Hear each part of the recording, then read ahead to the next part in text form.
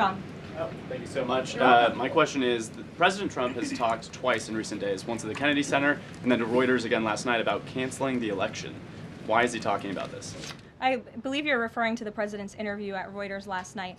I was in that interview. It was a closed-door interview. Obviously, there was not audio or video. The president was simply joking. He was saying, we're doing such a great job. We're doing everything the American people thought. Maybe we should just keep rolling. But he was speaking facetiously. And then one more. Sure. On the labor secretary. She's under investigation. Has he spoken to her about this?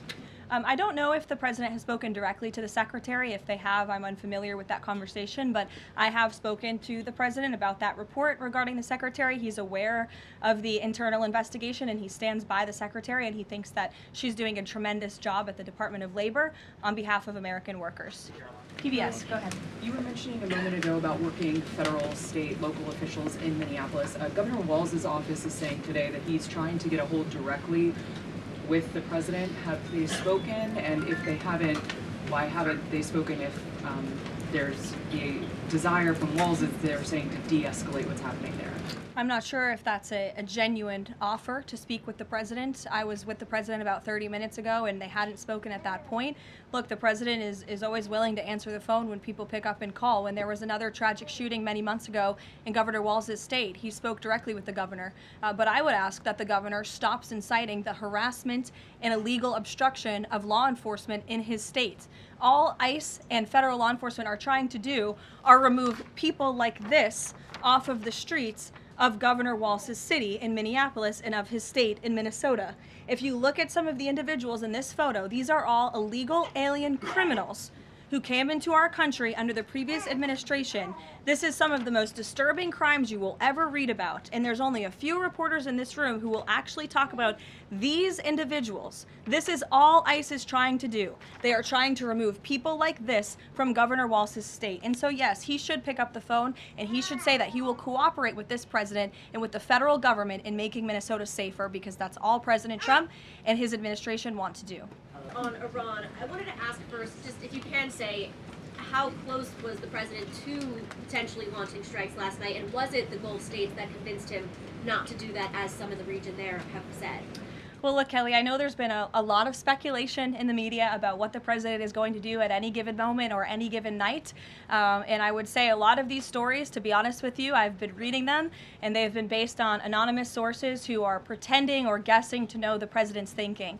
The truth is, only President Trump knows what he's going to do, and a very, very small team of advisors are read into his thinking on that. And as I just told you, he continues to closely monitor the situation on the ground in Iran. And as we saw yesterday, he had heard that the killings and executions would stop, and we have seen 800 people, their lives have been spared as a result of that. The president continues to closely monitor, but also keep all of his options on the table.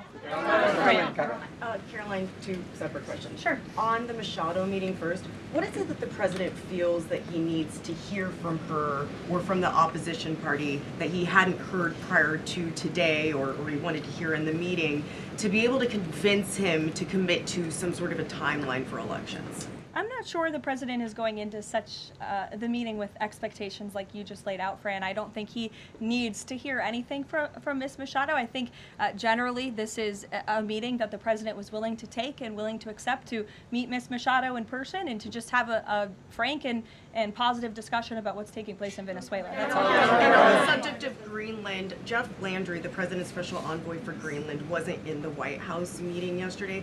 Can you say why that was and what exactly the role he is playing in these conversations about acquiring Greenland? Well, the Vice President and the Secretary of State were present for that meeting, and the meeting, it was a productive meeting.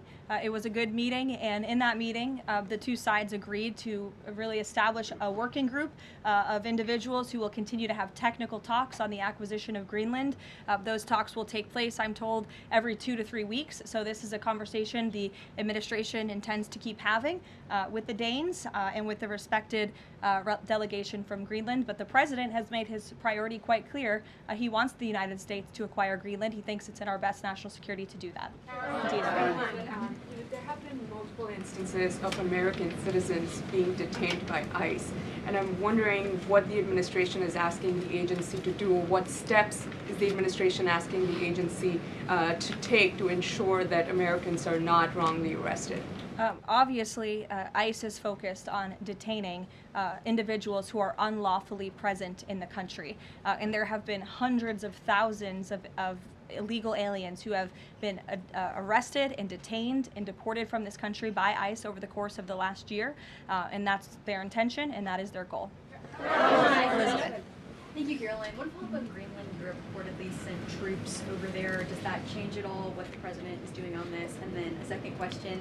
Yesterday, in a Senate help hearing, Senator Josh Hawley repeatedly asked a doctor if men can get pregnant, and she did not directly answer that. What are your thoughts on that? Well, to your first question on Greenland, I don't think troops in Europe impact the president's decision-making process, nor does it impact his goal of the acquisition of Greenland at all. To your second question, I mean, anyone in their right mind with common sense who's speaking honestly and candidly will say that men cannot get pregnant. And I think I can attest to that myself. So thank you all very much.